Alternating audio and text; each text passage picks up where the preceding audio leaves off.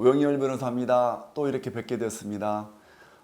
저번에 예고해 드린 대로 오늘은 회생 절차 개시 결정의 효과에 대해서 간단하게 말씀드리고 다소 좀 지루하실 것 같아서 오늘은 실제 제가 그 상장회사와 관련해서 경험했던 일을 잠깐 말씀드리도록 하겠습니다.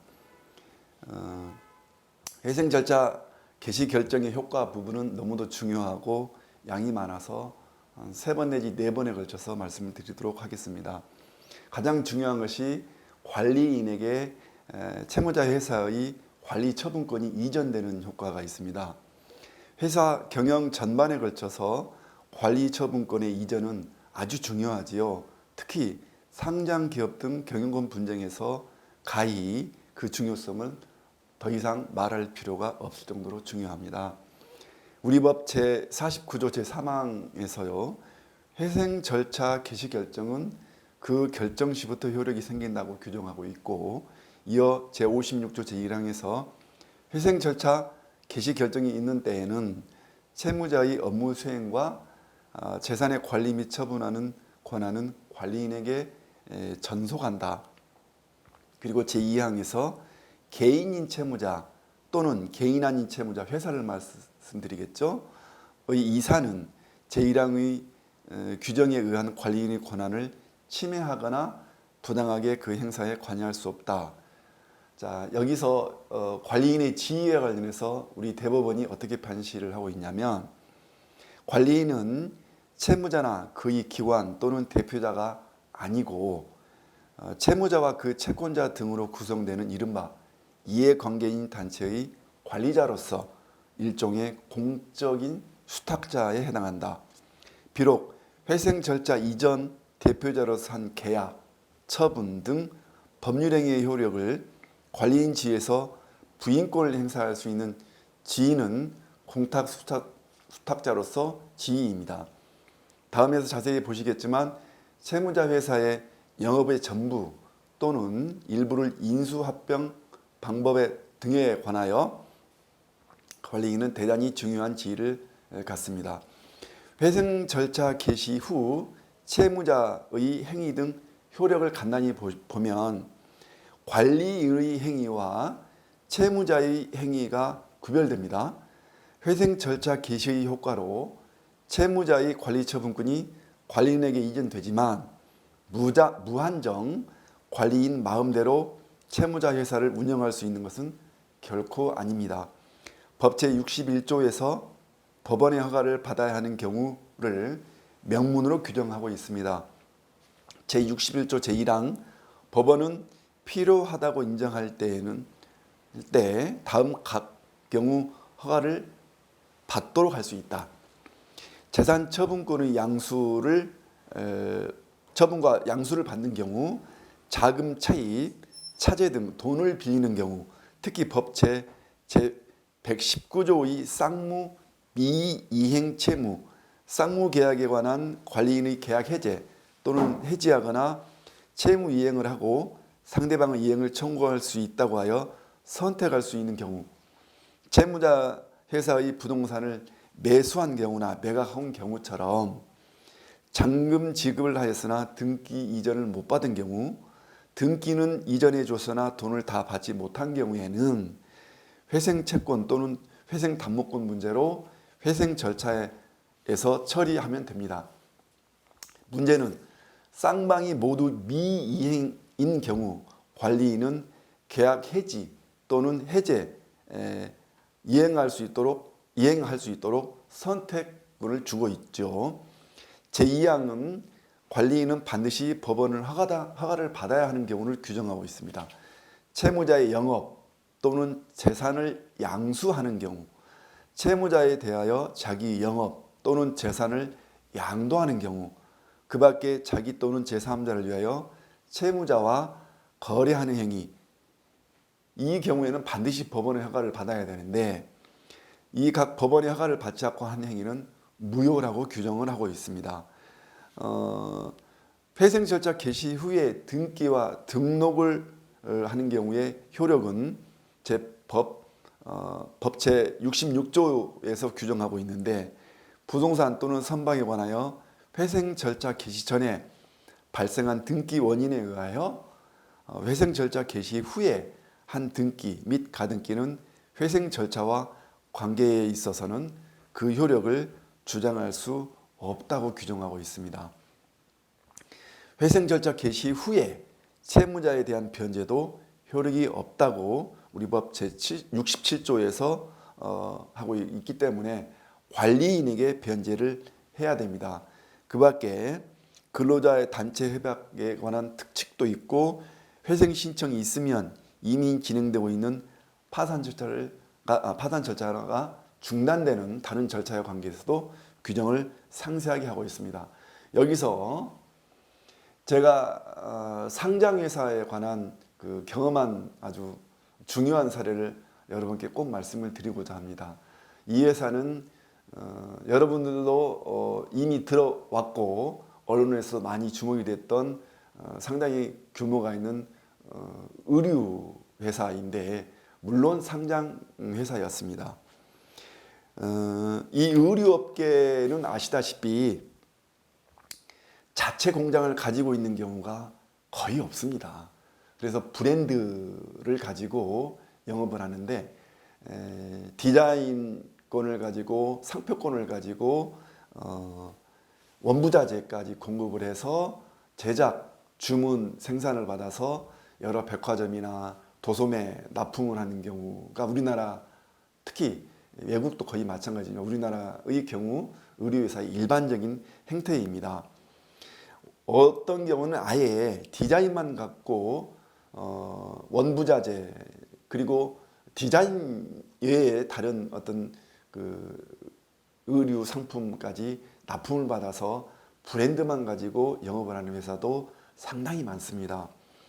저는 채무자 회사에 대한 그 의류 상품 납품 채권자 단순히 봉제 공장은 아니었고요.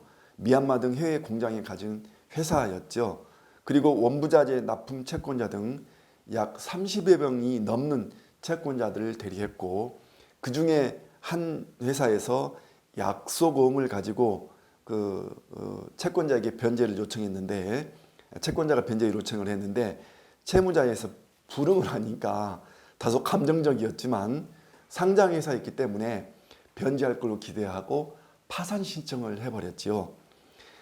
그런데 갑자기 이 채무자 회사에서 회생 신청을 하게 됐습니다. 당연히 저희가 신청했던 파산 절차는 중단이 됐죠.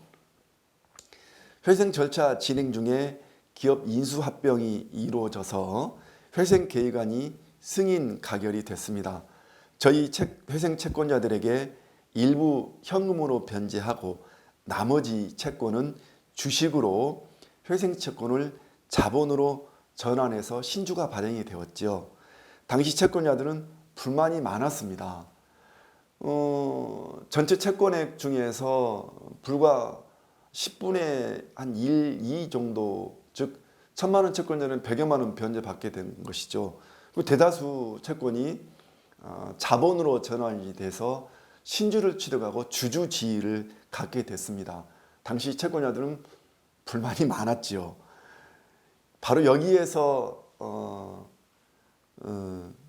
세상 참 앞일을 모른다는 게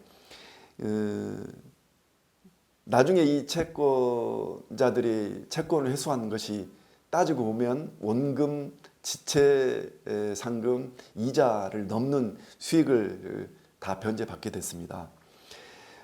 그래서 당시 그 회사 구주주는 다 소각을 했고 유상증자로 새로 들어온 인수자금으로 신주 발행을 하고 저희들 채권자들이 주식과 이 인수자들의 주식은 모두 제 기억은 2년이었던 것 같은데 2년간 보호예수로 팔지도 사지도 못하고 묶여 있었죠. 유통 주식이 불과 몇 주가 안 됐습니다. 그러자 이 주가가 주당 계속 올라서 15만 원까지 주식에서 거래되는 상황이 벌어졌습니다. 자, 이 최근 동학개미 운동이다 뭐다 해서 이 코로나 사태로 실물 경제는 어렵지만 자본이 너무 많아서 시장이 좀 왜곡되는 경우가 많지요. 이 사건은 이번 코로나 사태와 관계없었지만 역시 마찬가지였던 경우인 것 같습니다. 그런데 문제는 보호예수가 끝나고 풀려 버리니까 드디어 우려했던 사태가 벌어졌습니다. 거래 없이, 즉 주식을 사는 사람 없이 내놓아서 팔려고 내놔도 사는 사람 없이 연속 약 10몇 일간 계속 하한가를 치게 되죠. 그러니까 결국 주당 15만 원이었던 것이 11만 원, 9만 원, 8만 원, 7만 원, 이제 5만 원이면 내가 주식을 팔 수 있겠지. 그러면 5만 원이만 하더라도 저희 채권자들은 당시 그 미회수 채권을 몇 배를 회수할 수 있는, 상환할 수 있는 그런 돈을 받게 되었는데 어디 세상이 그렇습니까? 결국 10,000원 이하로 떨어졌죠. 그러니까 저희 채권자들이 주당 15만 원까지 갔을 때, 물론 보호예수로 묶여있으니까 팔지를 못했죠. 1억의 채권을 가지고 있는 분들이 20억, 30억이 됐던 거예요. 이런 경우 어디 있습니까? 그래서 결국 하한가 하더니 10,000원도 거래가 안 돼서 7,000원대, 8,000원대 거래를 하게 됐죠. 그래도 어떻든 그 가격이나마 채권자들은 회생 계획안에 따라 일부 10분의 1, 2 정도 현금 받고 나머지는 보호예수가 풀려서 주당 7, 8천 원에 팔아서 그동안 이자, 원금, 지연 손해까지 다 충당을 했던 그런 아주 보기 드문 사례도 있었습니다. 여러분 많이 어렵지만 그렇다 해서 실물 경제를 꼼꼼히 따져보고 이 회사의 주가가 정당하게 주식시장에 거래되는지를 꼼꼼히 따져서 투자를 했으면 하는 그런 부탁 말씀드립니다. 도대체 매출이나 이 실물 경제가 이렇게 어려움에도 불구하고 이상하리만큼 주식이 급등하는 경우는 여러분께서 투자를 잘못해서, 다시 말씀드리면 기업에서 대출을 받아가지고 바이오 요즘 뭐 코로나 뭐 백신이다 뭐다 해서 함부로 잘못 투자를 해서 기존에 더 실물 경제 어려운 회사가 다시 한번 자금에서도 손해 보고 결국 피해를 보는 그런 일이 있어서는 결코 안 되겠습니다.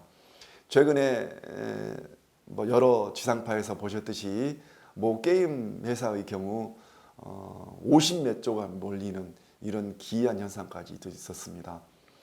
과연 막상 거래가 이루어지고 나서 2번 정도 상한가 가더니 그 이후로 계속 떨어지고 있습니다. 항상 이런 경우에 관련 업종을 대비 분석해서 여러분들이 손해보는 일이 없도록 했었으면 좋겠습니다. 제가 여러 그 회생법에 관한 어려운 법문헌을 가지고 설명을 드려도 잘 이해하지도 못하고 여러분의 딱 맞는 케이스를 찾기도 쉽지 않지만 어떻든 중요한 것은 이런 기회를 통해서 다시 한번 저희 회생법을 한번 간별이를 한번 하는 형식이라도 본다면 많은 도움이 될 것으로 봅니다. 오늘은 이상 마칩니다. 추석 연휴 즐겁게 보내시고 건강한 모습으로 다음에 또 뵙도록 하겠습니다. 안녕히 계십시오. 감사합니다.